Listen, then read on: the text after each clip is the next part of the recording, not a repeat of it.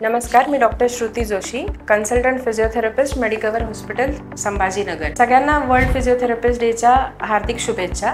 आजची थीम आहे ह्या वेळेसची जेरियाट्रिक फिजिओथेरपी। म्हणजे आपण बघतोय की आजकाल आजी आजोबांमध्ये मानदुखी, कंबरदुखी किंवा आजी आजोबा सहज उठतायत आणि चालता चालता पडतायत म्हणजे फॉल, तर हे खूप कॉमन दिसून येते। तर हे कशामुळे होतंय? कारण की प्रॉपर आहार नाहीये, प्रोटीनयुक्त व्यायामाचा अभाव आहे। आजी आजोबांना वाटतंय की मी फक्त चालतीये म्हणजे व्यायाम होतोय, तर असं नाहीये।